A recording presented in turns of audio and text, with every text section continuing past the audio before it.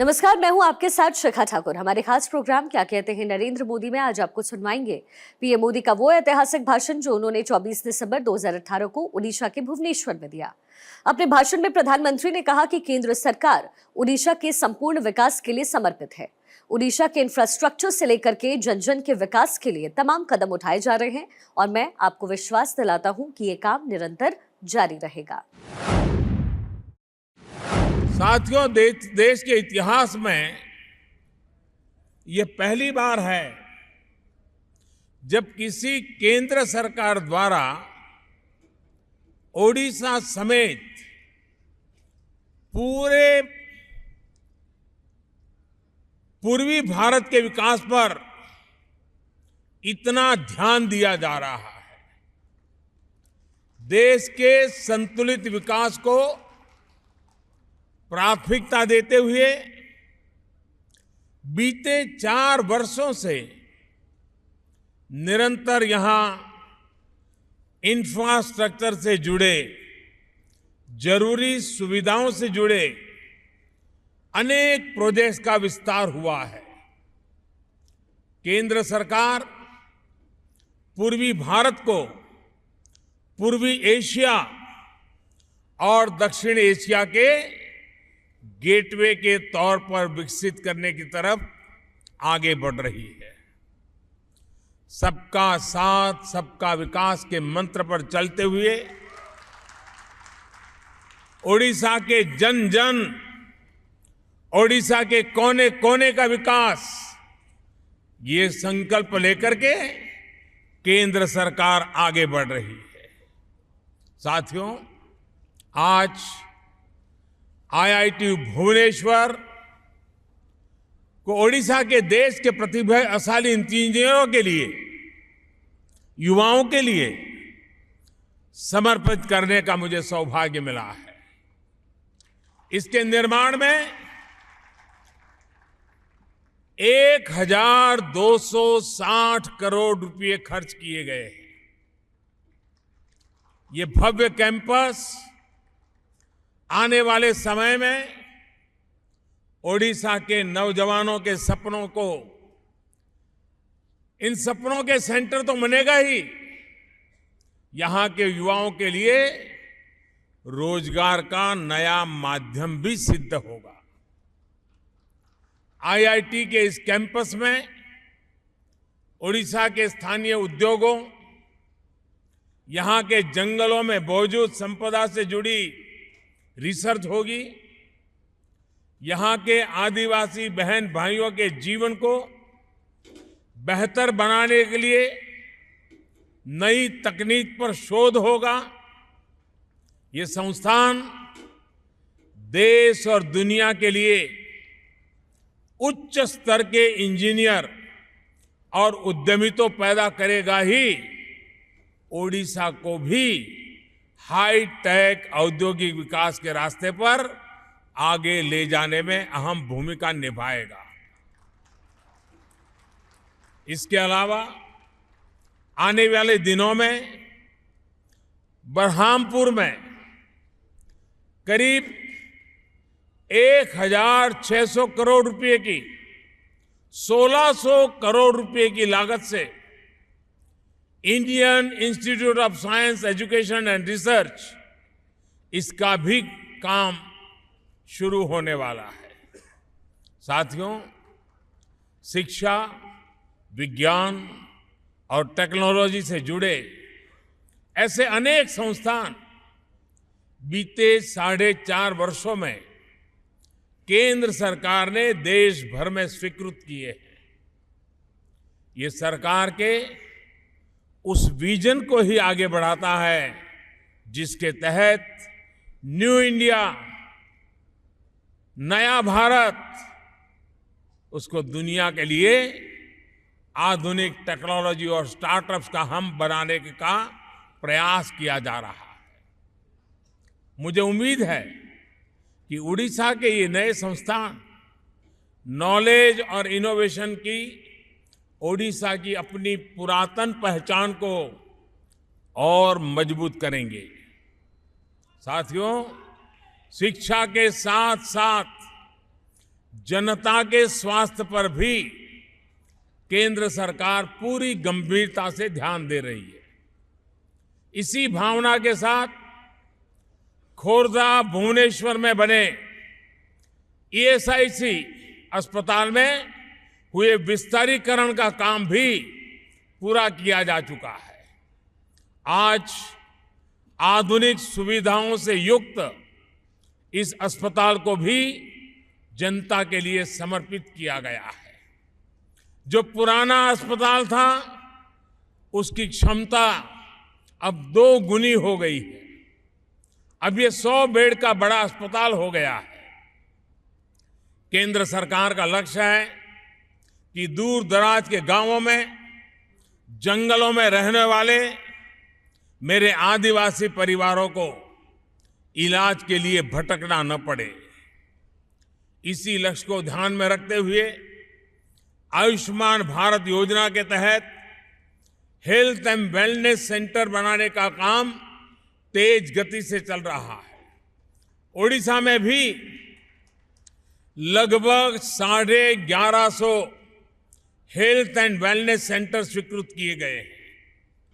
आने वाले 1-2 वर्षों में जब ये तमाम सेंटर बनकर तैयार हो जाएंगे तो ओडिशा और देश में स्वास्थ्य सुविधाओं में क्रांतिकारी परिवर्तन आएगा। साथियों, ओडिशा में स्वास्थ्य सुविधाएं बढ़ाने के साथ ही सड़क संपर्क, कनेक्टिविटी को मजबूत करने का काम भी केंद्र सरकार द्वारा तेजी से किया जा रहा है। राज्य के तमाम दुर्गम क्षेत्रों को सड़कों से जोड़ने के लिए योजनाओं को गति दी जा रही है। गांव और शहरों में सड़कों का जाल बिछाया जा रहा है। ओडिशा में नेशनल हाईवे की लंबाई 10,000 किलोमीटर तक करने की तरफ केंद्र सरकार तेजी से आगे बढ़ रही है। इसी लक्ष्य के तहत आज सड़कों, हाईवे से जुड़े 4 प्रोजेक्ट्स का शिलान्यास किया गया है। चांदी खोले भद्रक सेक्शन और टांगी पुईटोला सेक्शन की 6 लेनिंग हो, कटक अंगुल सेक्शन का चौड़ीकरण हो, या फिर खांडागिरी फ्लाईओवर का निर्माण, करीब 4,500 करोड़ रुपए के ये तमाम प्रोजेक्ट ओडिशा के विकास में अहम भूमिका निभाने वाले हैं। इन सुविधा से लोगों का आना जाना आसान होगा, व्यापार कारोबार करना भी आसान होगा। साथियों, ओडिशा के इंफ्रास्ट्रक्चर में जैसे जैसे विस्तार हो रहा है, वैसे वैसे यहां उद्योग धंधों के लिए भी नए रास्ते, नए अवसर खुल रहे हैं। विशेष तौर पर तेल और गैस के क्षेत्र में ओडिशा का भविष्य बड़ा उज्जवल है। पारादीप हैदराबाद पाइपलाइन ओडिशा को नई पहचान देने वाली है। यहां के युवाओं के लिए रोजगार के अनेक नए अवसर पैदा करने वाली है। करीब 1200 किलोमीटर की ये पाइपलाइन ओडिशा के साथ साथ आंध्र प्रदेश और तेलंगाना की पेट्रोलियम पदार्थों की जरूरत को भी पूरा करेगी। पारादीप रिफाइनरी से निकला पेट्रोल, डीजल, केरोसिन और हवाई जहाज का ईंधन अनेक शहरों और गांवों की जरूरत को पूरा करेगा। करीब 4,000 करोड़ रुपए की लागत से तैयार होने वाला इस प्रोजेक्ट के तहत बहरामपुर, विशाखापट्टनम, राजमुंद्री और विजयवाड़ा में डिलीवरी कम पंपिंग स्टेशन बनने हैं। इस पाइपलाइन के बन जाने के बाद ओडिशा एक प्रकार से पूर्वी भारत का पेट्रोलियम हब बनने जा रहा है। साथियों, देश के गरीब से गरीब परिवार तक साफ सुथरा धुआं मुक्त ईंधन देने के लिए सरकार पूरी तरह से समर्पित है। देश के हर घर तक एलपीजी सिलेंडर पहुंचाने में तो हम सफलता के बहुत करीब ही है। अब पाइप से रसोई गैस देने का भी एक व्यापक अभियान सरकार ने आरंभ किया है। विशेष तौर पर पूर्वी भारत को पाइप से गैस पहुंचाने की दिशा में प्रधानमंत्री ऊर्जा गंगा योजना तेज गति से चल रही है। यूपी से लेकर ओडिशा तक पीएनजी की लाइन बिछाने के लिए हजारों करोड़ रुपए खर्च किए जा रहे हैं।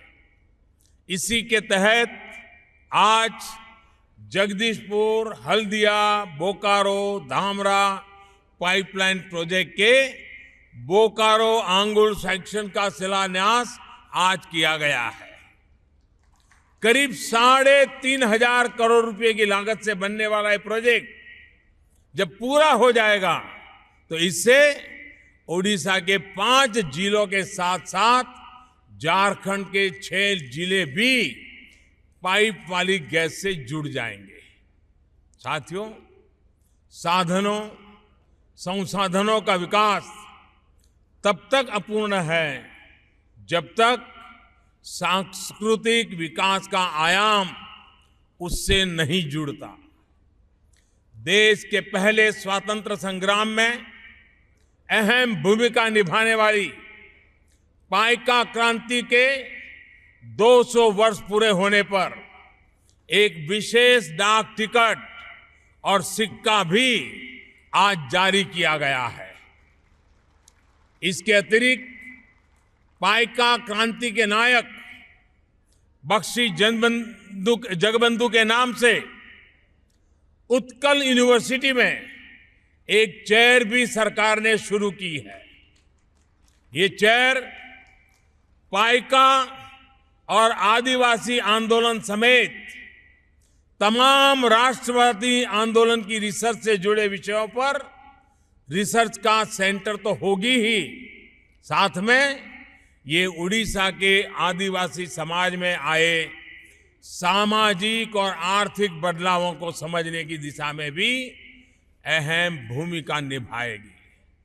साथियों, पाइका के नायकों को सम्मान देने के साथ साथ ओडिशा की समृद्ध आध्यात्मिक विरासत को दुनिया के सामने लाने का काम भी किया जा रहा है।